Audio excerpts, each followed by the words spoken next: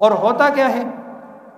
قومی تعصب، لسانی تعصب، علاقائی تعصب، خود ساختہ ویسے ہی کوئی بنایا ہوا تعصب کہ جی میری چونکہ قوم یہ ہے لہٰذا اس قوم سے ہم نہیں کریں گے، ہمارا خاندان یہ ہے ہم نے اس خاندان سے نہیں کرنا، ہماری زبان یہ ہے ہم نے اس زبان سے نہیں کرنا، ہمارا علاقہ یہ ہے ہم نے اس علاقے والوں سے نہیں کرنا۔ یہ رشتے کی کنڈیشن کہیں اسلام نے نہیں دی، یہ بات یاد رکھیں۔ اسلام یہ نہیں کہتا، اسلام بنیادی اصول بتاتا ہے کہ دنیا میں رہتے ہوئے برابری کا رشتہ مل جائے وہاں کر دیا جائے۔ یہ اصول اسلام میں ہے کہ بہت زیادہ فرق نہ ہو، وگرنہ یاد رکھیں امام الانبیاء صلی اللہ علیہ وسلم کو نمونہ کس نے کہا؟ قرآن نے، لَقَدْ كَانَ لَكُمْ فِي رَسُولِ اللَّهِ أُسْوَةٌ حَسَنَةٌ، تمہارے لیے بہترین نمونہ ہے امام الانبیاء صلی اللہ علیہ وسلم کی حیات۔ اور نبی اکرم صلی اللہ علیہ وسلم نے کیا بنو ہاشم کے علاوہ کسی اور سے نکاح نہیں کیا؟ خود آپ صلی اللہ علیہ وسلم کی 4 بیٹیاں ہیں، 4 بیٹیوں میں صرف ایک بیٹی حضرت فاطمہ الزہرا رضی اللہ تعالیٰ عنہا کا نکاح بنو ہاشم میں ہوا ہے، تینوں بقیہ بیٹیوں کا نکاح نہیں ہوا۔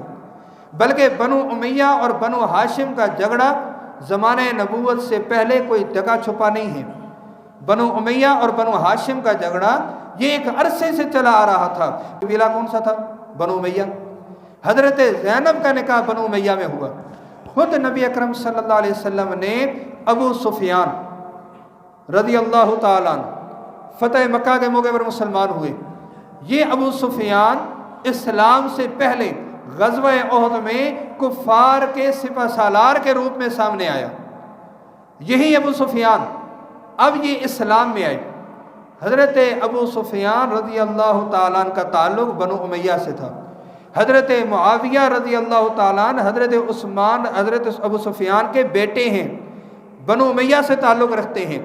لیکن حضرت معاویہ رضی اللہ تعالیٰ عنہ کے ہمشیرہ حضرت ابو سفیان رضی اللہ تعالیٰ عنہ کی بیٹی حضرت ام حبیبہ رضی اللہ تعالیٰ عنہ نہ صرف یہ کہ امام الانبیاء صلی اللہ علیہ وسلم کی زوجہ مبارکہ امہات المومنین میں ہیں، بلکہ سب سے زیادہ حق مہر حضرت ام حبیبہ کو دیا گیا تھا۔ یہ ہمیں تعلیم ملتی ہے۔ اور ہم یہاں پر اپنی بنائی جو ہماری یہ جو اقوام ہیں یہ برصغیر پاک و ہند کے بعد سے آگے چلتی آ رہی ہیں جو بھی ہے، لیکن ان قوموں کو ہم لے کر بیٹھ گئے جی چونکہ میں ان قوموں کا نام لوں تو شاید آپ لوگ واللہ عالم کس نوعیت میں جائیں گے، سمجھانے کے لیے لے رہا ہوں کہ اگر ایک بندہ کہتا ہے کہ میرا تعلق راجہ قوم سے ہے، میں جو ہے وہ چودھری خاندان میں نہیں کرتا، چودھری کہتے ہیں ہم ملک میں نہیں کرتے، ملک کہتے ہیں ہم فلاں میں نہیں کرتے، یہ قومیں یہ بعد کی قومیں ہیں، آپ صلی اللہ علیہ وسلم کے دور میں تو یہ ملتی نہیں ہے۔ حالانکہ وہ قبائل کا دور تھا۔ حضرت عمر رضی اللہ تعالیٰ قبیلہ کس کے تھے؟ بنو عدی۔ حضرت عمر بنو عدی کے ہیں، ان کی بیٹی حضرت حفصہ رضی اللہ تعالیٰ عنہ سے امام الانبیاء صلی اللہ علیہ وسلم نے نکاح کیا۔ حضرت صدیق اکبر رضی اللہ تعالیٰ عنہ بنو تیم میں سے ہیں، ان کی بیٹی حضرت عائشہ رضی اللہ تعالیٰ عنہ سے امام الانبیاء صلی اللہ علیہ وسلم نے نکاح کیا۔ خیبر کے مقام پہ جب غزوہ خیبر ہوا، یہودیوں کے خلاف ہوا، وہاں سے حضرت جویریہ کو دیکھیں آپ، یہ تعلیمات ہمیں اسلام دے رہا ہے۔ حضرت عمر رضی اللہ تعالیٰ عنہ کا دور، حضرت عمر رضی اللہ تعالیٰ عنہ کے دور میں جب ایران فتح ہوا، مسلمانوں کی حکمرانی اب ایران تک آ گئی، جس کو فارس کہتے ہیں، وہاں کے بادشاہ کی بیٹی جس وقت غلام بن کر آئی، لونڈی بن کر آئی، تو اس کا نکاح حضرت حسین رضی اللہ تعالیٰ عنہ سے ہوا۔ حضرت حسین کون ہے؟ بنو ہاشم میں سے، اور وہ فارسی، وہ فارس کی بادشاہ کی بیٹی، فارس کے بادشاہ کی، تعلق نہیں ہے، عجم کا علاقہ ہے، عرب بھی نہیں ہے، ایک عربی اور پھر ہاشمی، نبی اکرم صلی اللہ علیہ وسلم کے نواسے ہیں، حضرت علی رضی اللہ تعالیٰ کے بیٹے ہیں، ان سے نکاح ہو رہے اور کروانے والے خلیفہ دوم حضرت عمر رضی اللہ تعالیٰ ہیں۔ لیکن نہیں کہا کسی نے کہ جی یہ تو نہیں ہو سکتا، تو پھر ہمارے خاندان ان سے بھی بڑے ہو گئے۔ ہمارا خاندان کیا بنو ہاشم سے بڑا ہے؟ یا ہمیں خاندان نبی اکرم صلی اللہ علیہ وسلم سے زیادہ سمجھ میں آ گیا ہے؟